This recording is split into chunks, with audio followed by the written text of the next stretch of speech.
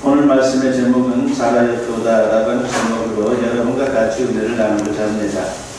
어느덧 한 해가 다 흘렀습니다. 얼마나 빠른지 모릅니다. 휙 하고 지나가는 그런 느낌을 받습니다. 어느 분이 그러더군요. 순간이동이라고. 엄청 빠르다는 것이죠. 1년이 이렇게 신속기간이 우리 인생이 얼마나 짧습니까? 오늘 성령주의를 보내면서 우리 각자의 인생을 평가하는 그런 시간이 되었으면 합니다. 가정하여 오늘이 내 인생의 마지막 날이라면 어떻겠습니까? 하나님이 참 잘했어요 라고 도장을 찍어주실 것 같습니까? 여러분들 과연 어떻습니까? 그렇게 생각해 보신 적이 있는지 모르겠습니다. 만약에 그렇다라고 대답할 수 있다면 여러분의 인생을 잘 사신 겁니다. 반대로 자신이 없어서 아니라고 답할 수밖에 없다면 새해에는 그리고 남은 생에는 지금과 다른 삶을 살기 위해서 우리가 결단을 해야 합니다. 아무쪼록 오늘 말씀을 통해 각자의 인생을 돌아보면서 인생 마지막 날 하나님께 칭찬받는 우리 모두가 되었으면 합니다. 우리 인생 마지막 날은 둘 중에 하나입니다. 살아생전에 예수님이 재림하신다면 그날이 우리에게 있어서 마지막 날이 될 것입니다. 그때는 모든 인류와 피조물이 함께 종말을 보게 되는 것이죠. 그래서 이를 가리켜서 우주적 종말이다 라고 그렇게 말합니다. 반대로 살아생전에 예수님이 재림하지 않는다면 개인적으로 죽는 그날이 마지막 날이 될 것입니다. 이를 가리켜서 개인적 종말이다 라고 말합니다. 어느 쪽이든 분명한 것은 인생의 마지막 날이 있다는 것입니다. 여기서 예외적인 사람은 아무도 없는 것이죠. 먼저 우주적 종말을 한번 생각해 보고자 합니다. 성경에 예언된 말씀 중에 한 가지를 제외하고는 다 성취가 되었습니다. 그 한 가지가 바로 예수님의 재림인 것입니다. 예수님은 이 세상에 인간으로 오셔서 십자가의 죽음과 부활 그리고 승천을 통해서 천국으로 올라가셨습니다. 그런데 성경은 장차 그 모습 그대로 다시 이 땅에 이 세상에 오신다라고 말씀을 합니다. 예수님의 재림은 초림 즉 성탄보다 훨씬 더 많이 예언되고 있다는 것을 우리는 기억해야 합니다. 구약에서 1800회 정도가 나와 있습니다. 그리고 신약 성경에는 한 300회 정도 나와 있습니다. 초림 즉 성탄에 관한 예언에 비해서 약 7배 정도 더 많이 나오고 있다는 것이죠. 재림이 확실하다는 겁니다. 주님께서 분명히 오신다는 것이죠. 그러기에 우리는 예수님의 재림을 분명히 믿어야 합니다. 사도행전 1장을 보면 예수님이 승천하실 때 장면이 나오죠. 부활하신 예수님께서 하늘로 올라가시는데 제자들이 계속해서 쳐다보고 있습니다. 그러자 흰옷 입은 천사들이 이렇게 말합니다. 사도행전 1장 11절에 보니까 이르되 갈릴리 사람들아 어찌하여 서서 하늘을 쳐다보느냐 너희 가운데서 하늘로 올려지신 이 예수는 하늘로 가심을 본 그대로 오시리라 하였느니라 그랬습니다. 예수님께서 장차 재림하신다는 겁니다. 그런데 재림의 광경은 초림의 때와 사뭇 다를 것입니다. 초림의 때는 베들레헴 마구간에서 낮고 어떻게 보면 천한 모습으로 이렇게 오셨습니다. 반면에 재림하실 때는 호령하면서 천사장의 소리와 하늘의 나팔 소리가 울려 퍼지는 장엄한 모습으로 이 세상에 오신다라고 성경은 말씀합니다. 데살로니가 전서 4장 16절에 보면은 주께서 호령과 천사장의 소리와 하늘의 나팔 소리로 친히 하늘로부터 강림하시리니라고 했습니다. 그러면 언제 오실 것 같습니까? 하나님 외에는 아무도 몰라요. 이게 정답입니다. 그러므로 그 시기를 정확히 몇 년, 몇 월, 며칠 등으로 주장하는 사람들이 있다면 그들은 모두가 다 이단입니다. 문제가 있는 것이죠. 이런 주장을 우리가 보통 시한부 종말론이라고 그렇게 말합니다. 다만 우리는 종말의 징조를 통해서 재림이 얼마나 가까워지고 있는지 가늠할 뿐입니다. 마태복음 24장을 보면은 예수님께서 종말이 가까운 때의 징조들을 말씀하고 있습니다. 전쟁과 난리, 각종 재난이 있을 것이다라고 말씀을 하죠. 그런데 그보다 더 생생한 종말의 징조는 세계 복음화입니다. 마태복음 24장 14절에 보면은 이 천국 복음이 모든 민족에게 증언되기 위하여 온 세상에 전파되리니 그제야 끝이 오리라고 했습니다. 복음이 세상 많은 곳에 전해져 있어요. 그래서 예수님을 모르는 사람들이 없을 정도로 복음을 모르는 사람이 없을 정도로 많은 사람들이 듣고 있다라고 하는 것을 볼 때에 참으로 예수님의 재림의 때가 점점 가까워졌다라고 하는 것을 우리가 부인할 수 없다라고 하는 것입니다. 우리는 이런 여러 징조들을 보면서 재림이 많이 가까워졌다라고 하는 것을 생각하고 우리가 마지막 주님이 오실 때 어떻게 맞이할 것인지 준비하는 그런 자세를 가져야 합니다. 하지만 우리 개인 입장에서 보면요, 육체의 죽음을 의식하는 것이 더욱 실감이 날 것입니다. 히브리서 9장 27절은 분명히 증거하죠. 한 번 죽는 것은 사람에게 정해진 것이요 그 후에는 심판이 있으리니라고 했습니다. 살아 생전에 재림이 이루어지지 않는 한 죽음은 우리에게서 필연적이다라고 하는 겁니다.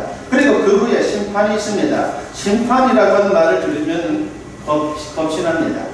그러나 예수님을 믿는 사람들은 걱정할 필요가 없습니다. 예수님께서 하신 말씀을 보면요, 성도들에게는 심판이 면제된다라고 말씀을 하고 있습니다.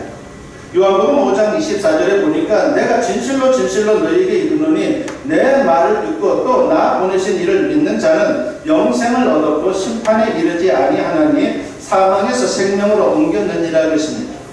여기서 말하는 심판은 최후의 심판으로 죗값을 묻는 정죄 심판입니다. 예수님을 믿는 사람이 심판을 면제받는 이유는 예수님이 그 사람을 대신하여 십자가에 못 박혀 죽으셨기 때문입니다. 그것은 죗값을 대신 치는 대속의 죽음인 것이죠. 다시 말하면 예수님께서 나를 대신하여 정죄 심판을 받았다라고 하는 것입니다. 그러므로 예수님을 믿는 사람은 일사부재의 원칙에 따라서 다시는 심판을 받지 않는 것입니다. 그런데 성경은 다른 한 가지 심판을 더 언급합니다. 그것은 예수님을 믿는 성도들이 받을 심판이에요. 그러니까 어떻게 보면 우리는 심판이 면제되지만 또 다른 심판의 모습이 있다라고 하는 것입니다. 이 또한 두려워할 필요가 없습니다. 구원 이후에 어떤 삶을 살았는지를 보고 상을 주기 위한 상급 심판이기 때문에 이것은 참으로 우리에게 좋은 심판이다라고 말할 수 있는 것입니다. 고린도후서 5장 10절을 보면요, 상급 심판에 관하여 사도 바울이 이렇게 말씀을 합니다. 이는 우리가 다 반드시 그리스도의 심판대 앞에 나타나게 되어 각각 선악간에 그 몸으로 행한 것을 따라 받으려 함이라 하겠습니다. 여기서 심판대라고 하는 것은요, 여러분 시상대로 그렇게 생각하면 됩니다. 계시록 22장 12절에서도 상급 심판에 관한 예수님의 말씀이 나오죠. 보라, 내가 속히 오리니 내가 줄 상이 내게 있어 각 사람에게 그가 행한 대로 갚아주리라고 했습니다. 그러므로 우리는 기왕이면요, 상급을 많이 준비하는 그런 삶을 살아야 되는 거예요. 이것이 우리에게 너무나도 소중하지 않습니까? 상급이 별로 없는 그런 인생, 그런 신앙은요, 나중에 후회할 수도 있다라고 하는 것입니다. 충청도 부여에 한 장로님이 계셨습니다. 이 장로님은 성경도 많이 읽는 분이고, 그리고 믿음이 너무나도 좋아서 주변 사람들로부터 존경을 받는 그런 분입니다. 대단히 신앙이 좋은 분이죠. 이 장로님은 자신의 땅을 받아서 예배당을 지을 정도로 그렇게 아주 헌신적인 그런 분이었습니다. 그리고 예배당을 짓고 나서 큰 잔치를 열어서 동네 사람들을 다 초대를 했습니다. 그리고 그분들에게 아주 맛있는 걸로 식사 대접을 해드렸습니다. 그러던 어느 여름날 장마철에 비가 쏟아지자 장로님은 교회에 이상이 없나 살펴보기 위해서 부지런히 교회를 향해 가다가 시골 면장을 만나게 됩니다. 장로님 어디 가세요? 교회 갑니다. 장로님 그렇게 교회 가고 열심히 일하면 월급 줍니까? 월급 얼마나 받고 있습니까? 그러니까 이 면장은 도대체 이해할 수 없는 거예요. 신앙생활하면서 가진 재산, 자신의 소중한 땅도 팔았고 교회 헌금도 하지. 참으로 어떻게 보면 손해보는 인생을 사는 그 모습이 자기가 볼 때는 참으로 어떻게 저런 인생을 살까? 너무 손해보는 인생이다라고 그렇게 생각이 들어서 이렇게 질문을 한 겁니다. 월급 얼마나 받습니까? 주마다요? 그것도 하나님께서 직접 월급을 주십니다. 그렇게 대답을 했습니다. 무슨 월급인데요? 하나님이 저에게 건강의 월급을 주십니다. 기쁨의 월급을 주십니다. 형통과 성공의 월급을 주시고 천국의 월급을 주시고 자손이 번성하는 월급을 주십니다. 하나님이 주시는 월급은 눈에 보이지 않지만 눈에 보이는 월급보다 더 큰 월급을 하나님께서는 저에게 주셨고 그리고 주실 것으로 저는 믿고 있습니다. 라고 그렇게 대답했습니다. 그랬더니만 면장이 무슨 말인지 몰라서 그냥 눈만 껌뻑껌뻑 하다가 그냥 가버렸습니다. 그렇습니다. 하나님께서 보상하신다는 것이죠. 하나님께서 상급에 대해서 다만 엄청나게 우리를 위해서 준비하고 있다가 그 상급을 주시는 것입니다. 심은 대로 거두게 하시고 행한 대로 갚아주시는 것, 그것이 하나님의 법칙입니다. 그러므로 우리는 충성된 청지기가 되어야 한다는 것입니다. 우리는 바로 청지기 인생인 것이죠. 청지기는 주인이 아닙니다. 청지기는 관리자입니다. 오늘 본문이 바로 그런 사실을 우리에게 소개하고 있는 것입니다. 오늘 본문은 흔히 달란트의 비유라고 우리가 너무나도 잘 알고 있는 말씀이죠. 어떤 사람이 멀리 여행을 떠나면서 종들에게 자기 소유를 맡기게 됩니다. 근데 똑같이 맡긴 게 아니에요. 각각 5달란트, 2달란트, 1달란트를 맡겼습니다. 달란트는 본래 금이나 은을 재는 무게 단위인데 여기서는 화폐 단위로 사용되고 있습니다. 마태복음 25장 15절에 보면은 각각 그 재는 대로 한 사람에게는 금 5달란트를, 한 사람에게는 2달란트를, 한 사람에게는 1달란트를 주고 떠났더니라고 했습니다. 그러니까 재는 대로 하나님께서 맡겨주신 거예요. 그래서 차별이 있을 수밖에 없다는 거죠. 그러니까 내가 물질을 관리할 만한 능력이 이 정도밖에 되지 않는데 이만큼 주면요 그 관리 못해요. 오히려 더 문제가 생길 수 있습니다. 그래서 그 재능에 따라서 하나님께서는 각자 다른 달란트, 이 정도면 너는 충분히 감당할 수 있다라고 하는 그만큼을 맡겨주고 떠나는 것입니다. 여러분 언뜻 보면요 1달란트 받은 사람은 차별 대우를 받는 것 같은 그런 생각이 들 수가 있죠. 그러나 절대로 그렇지 않습니다. 1달란트는요 6,000데나리온입니다. 이 또한 굉장히 큰 액수예요. 1데나리온이 그 당시에 노동자 하루 임금입니다. 그러니까 1당이 1데나리온인 것이죠. 그러니까 1달란트는요 20년치 연봉을 한꺼번에 받는 겁니다. 20년치 연봉을 모은다는 것은요 평생 애를 써도 거의 불가능해요. 먹지 않고 입지 않고 20년 모아야지만 모아줄 수 있는 거니까는 이게 보통 큰 액수가 아니다라고 하는 것입니다. 그러니까 주인은 3명의 종들에게 충분한 돈을 맡긴 것입니다. 그리고 주인은 오랜 시간 후에 돌아와서 결산을 하게 됩니다. 본문 19절에 보니까 오랜 후에 그 종들의 주인이 돌아와 그들과 결산할세라고 했습니다. 여기서 오랜 후에라고 하는 말은요 충분한 시간과 기회를 주었다는 것입니다. 변명할 수 없을 정도로 충분한 시간을 준 거예요. 달란트 비유에서 주인이 멀리 여행 갔다 온다는 것은 예수님의 부활 승천 후에 다시 재림한다라고 하는 것을 말하고 있는 것이죠. 그런데 그 이전이라도 개인적인 입장에서 보면은 죽음이라고 하는 개인적인 종말이 있을 수 있는데 바로 그것을 또한 말할 수도 있습니다. 어느 쪽이든 인생 마지막에는 반드시 심판이 있다라고 하는 것을 뜻하는 것입니다. 그러므로 우리는 각자 주님을 만나는 그날을 의식하며 청지기로서 최선을 다하는 것이 대단히 필요하다라고 하는 것을 잊어서는 안 됩니다. 그러다가 마지막 날 주님 앞에서 칭찬을 받아야 합니다. 어떤 칭찬입니까? 잘하였도다. 잘했어. 도장 받는 것처럼 그렇게 도장을 우리가 받아야 되는 것입니다. 이게 바로 마지막 날 들어야 할 최고의 한마디인 것입니다. 오늘 본문을 보면요 주인이 와서 각각의 종들을 심판합니다. 5달란트 받았던 자와 2달란트 받았던 자는 최선을 다해서 그는 갑절로 남겼습니다. 주인이 그 모습을 보고 어떻게 합니까? 똑같이 칭찬을 합니다. 마태복음 25장 21절과 23절에 보면은 그 주인이 이르되 잘하였도다. 착하고 충성된 종아, 네가 적은 일에 충성하였으며 내가 많은 것을 네게 맡기리니 내 주인의 즐거움에 참여할지어다 하고 라고 했습니다. 여기 보면요 두 가지 원리, 즉 승진의 원리와 상급의 원리가 나옵니다. 승진의 원리는 이 세상 사는 동안 최선을 다하게 되면 하나님께서 복을 더하시고 많은 것을 그에게 맡겨주시는 것입니다. 그리고 상급의 원리라고 하는 것은 최선을 다한 사람에게 주인의 즐거움, 즉 천국의 기쁨을 주시는데 곧 천국의 상을 주시는 겁니다. 그런데 1달란트 받았던 종은 그 돈을 어떻게 합니까? 그냥 땅을 파고서 땅속에 그 돈을 묻어두었습니다. 그러다가 주인이 오니까 그 돈을 꺼내갖고 주인 앞에 내놓게 되죠. 그러자 주인이 책망을 합니다. 그 종의 잘못이 무엇입니까? 마태복음 25장 26절에 보면은 그 주인이 대답하여 이르되 악하고 게으른 종아, 나는 심지 않은 데서 거두고 해치지 않은 데서 모으는 줄로 네가 알았느냐라고 했습니다. 은혜를 받고도 인생 잘못 살았다는 겁니다. 주님께서 우리에게 요구하고 기대하는 바는 충성, 즉 최선을 다하는 겁니다. 고린도전서 4장 2절에 보면은 그리고 맡은 자들에게 구할 것은 충성이니라고 분명히 사도 바울은 말씀하고 있습니다. 사람이 보든 안 보든 하나님 앞에서 최선을 다하는 게 너무나도 중요하다고 하는 것이죠. 그런데 이 최선이 문제예요. 사람마다 최선의 기준이 다 달라요. 어떤 사람은 요만큼 해놓고 최선을 다했다라고 그래요. 그럼 최선이 어떤 겁니까? 한 가지 예를 한번 들어보겠습니다. 2차 세계대전 당시에 낙하산을 만드는 방위산업체에서 이제 낙하산을 만들어서 이게 납품을 하는데 불량률이 너무 높은 거예요. 그러자 사장님이 고민에 빠졌습니다. 경제적으로도 참으로 손해가 되지만 무엇보다 더 낙하산 잘못 만들면요 사람이 죽는 것 아닙니까? 그렇기 때문에 사람 목숨이 왔다 갔다 하는 것 그걸 생각하니까는 이건 어떻게 하면 좋을까? 이걸 고쳐야 되는데 그런 생각이 들었습니다. 그러다가 직원들에게 각자 자기가 만든 낙하산을 직접 메고 뛰어내려 보라고 그렇게 지시를 내렸습니다.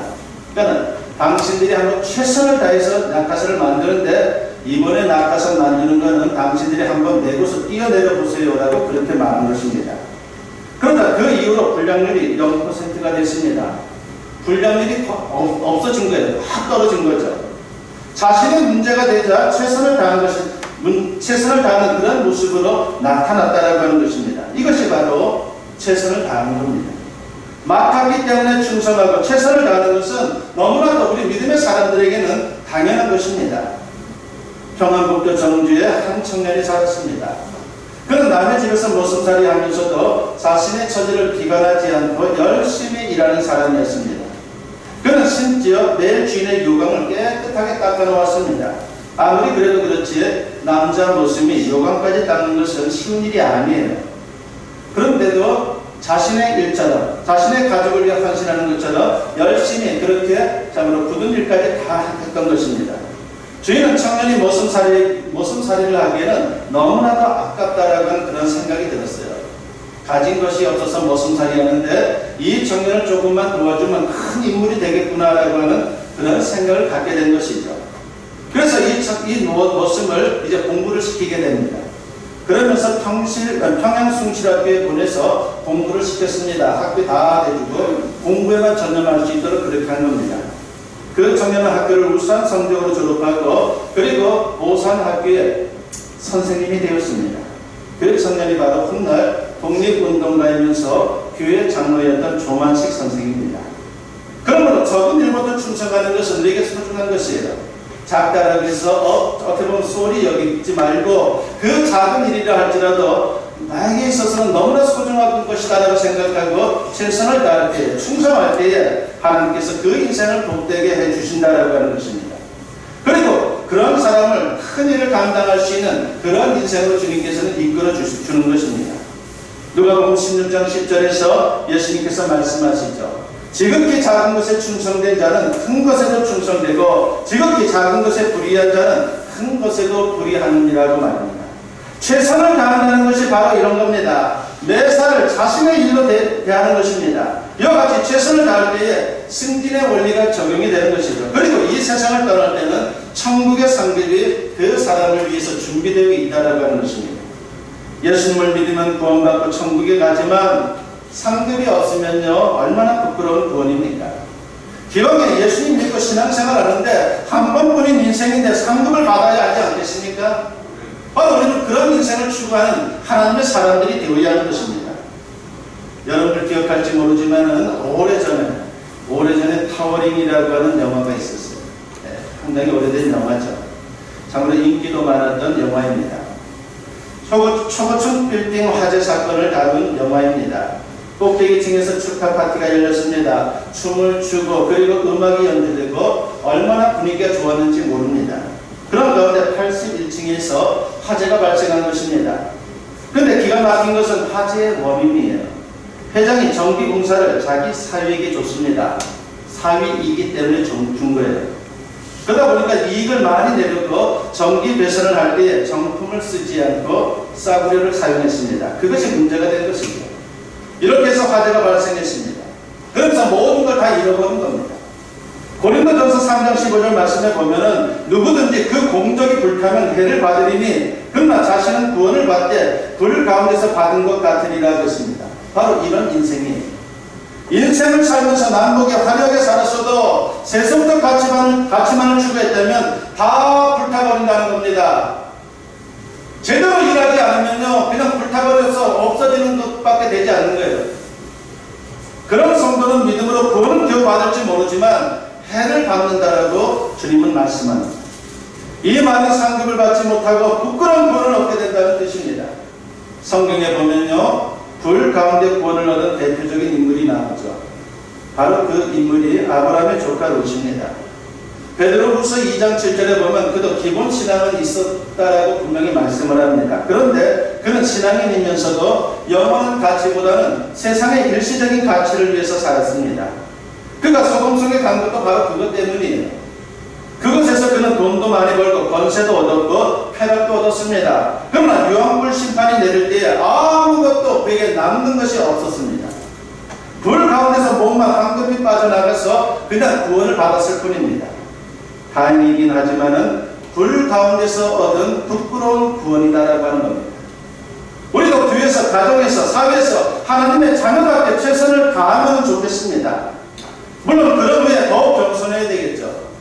누가복음 17장 10절에 보니까는 이와 같이 너희도 명령받은 것을 다 행한 후에 이르기를 우리는 무익한 종이라 우리가 하여야 할 일을 한 것뿐이라 할지니라 그랬습니다. 이런 자세가 우리 믿음의 사람들에게 필요하다는 겁니다. 그러나 우리가 최선을 다하는 충성된 자들이 된다면요, 분명 주님은 이렇게 말씀하실 것입니다. 잘하였도다 착하고 충성된 종아라고 말합니다. 이 말은 우리가 마지막 날 반드시 들어야 최고의 한마디인 것이에요. 오늘 우리가 성령주의를 맞이해서 바로 이러한 말을 들을 수 있는 그런 인생이 되기를 위해서 결단을 해야 됩니다. 그 말을 듣기 위해 최선을 다하며 살다가 마지막 날 감사하면서 이렇게 노래하며 천국에 올라갔으면 좋겠습니다. 여러분 천상병 시인을 잘 아시죠? 바로 그분의 시 가운데 기천이라고 하는 시 있지 않습니까? 거기에 마지막 연에 보면 이런 말이 나옵니다. 나 하늘로 돌아가리라. 아름다운 이 세상 소풍 끝내는 날 가서 아름다웠더라고 말하리라 하고 있습니다. 오늘 2021년 마지막 수련일입니다. 우리 각자의 자신의 인생을 중간 평가해 볼 수 있는 그런 시간이 되었으면 합니다. 이대로 살면 마지막 날 살아야겠도다. 이 말을 들을 수 있겠습니까? 부디 다가오는 새해는 더욱 마음을 가다듬고 오직 믿음으로 살고 오직 하나님 앞에서 최선을 다할 수 있는 우리 모두가 되었으면 합니다. 그래서 언제 인생의 마지막 날이 오더라도 감사하면서 주님을 만나서 주님으로부터 잘하였도다 이 한마디